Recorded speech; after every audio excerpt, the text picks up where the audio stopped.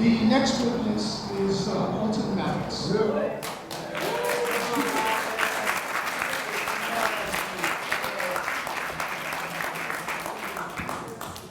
Thank you very much. At the outset, I want to assure any and everybody on this panel that I am not here as an individual grievant. I am here because I am the leading voice in the black community, and I'm speaking for the black community. And I don't think nobody will quarrel with that. I'd like to give thanks to Attorney Glenn Vickers-Bay for giving me notice of this hearing on attorney discipline. I am the chairman of the United African Movement, which has a rich history of being involved in the criminal justice system, especially as a consumer watchdog. The consumer class in New York is disproportionately persons of African ancestry, and they also include black lawyers as well. This has been very interesting today. It's been interesting because so many things that we've talked about in the black community seem to transcend the black community. It seems as though there are people throughout this state who are adversely affected, despite their backgrounds or their color or class. I invite this panel to engage in a give and take with me. I don't want anybody to back down. But while you are thinking about whether you should or not, I'd like to point out some things that were mentioned earlier in this hearing. One is that there's a concern about prosecutors. And my comment is that I'm the only lawyer in this nation, the only lawyer in this nation who has ever obtained 2 special prosecutors, one in Howard Beach and the other one in Tawana Brawley. Secondly, while we are contemplating whether I should be quizzed or not, I will bring out some matters on secrecy. I am the only lawyer ever in the history of New York who demanded and obtained a full public hearing on disciplined lawyers, ever in the history of this state. So I think I have a few things to say if questioned about secrecy, if that is our concern. The third problem that I find here is one of what I call judicial gerrymandering. There's been much discussion today about people being treated differently in the various departments. Well, the department I'm concerned about is the first and second, because most blacks in New York live within the confines of New York City or its suburbs.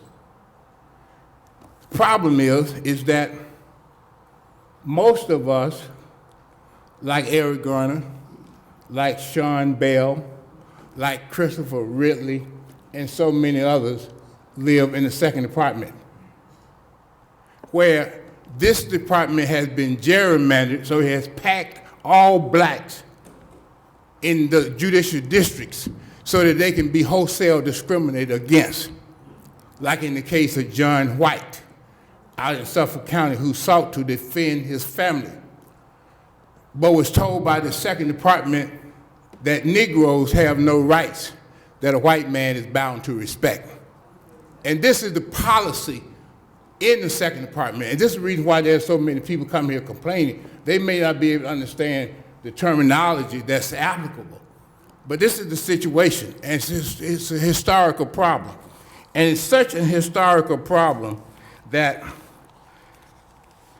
I have been all of my life involved in the civil rights movement from the time that I was in high school. And that's been quite some time ago. And so I know very well about the issue of racism. And I know very well about the problems that black people have confronted and had to confront all of their lives.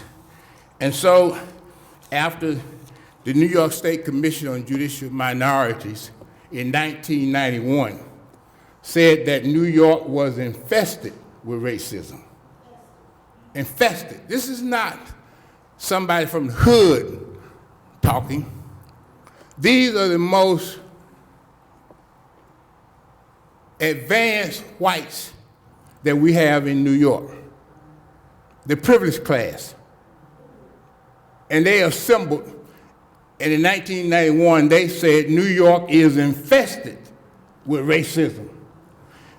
This is such a deplorable condition that it should not be summarized in a summary hearing. There should be a plenary hearing. The mere fact that we are here in a summary hearing, giving people only 10 minutes to testify and then have no question asked is in itself a miscarriage of justice.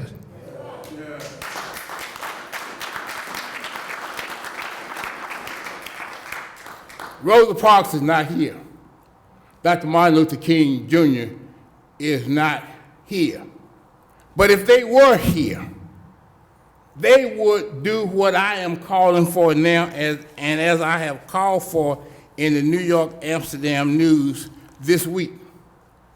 Blacks must boycott New York courts now.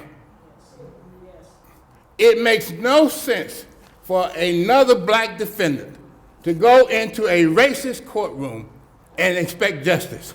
That makes no sense at all. It has come to an end. I'm not here to ask you or beg you or plead with you, because I never believe in plea bargaining. Clients came to my office, I said 3 things to black people.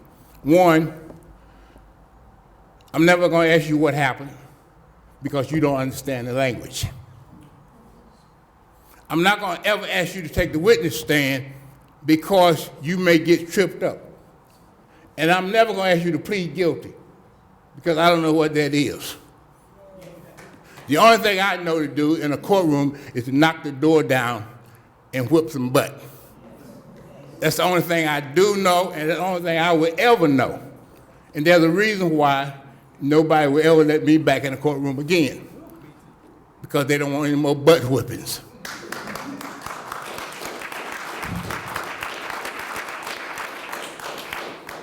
I end by saying that blacks must boycott New York courts now.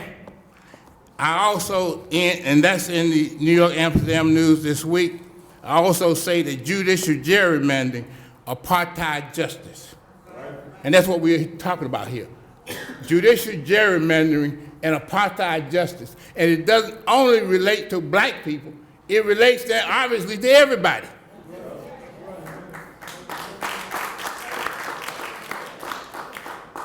And then everybody wants to sit up there and don't want to ask any question, as a lady asked for some time ago. So will you please ask me a question?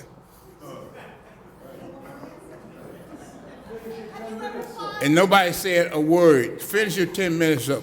And so before you, Mr. Crozer, get a chance to tell me to sit down, I'm going to take the liberty of doing it myself, so you won't have the pleasure of asking Alton Maddox to sit down. Thank you very much.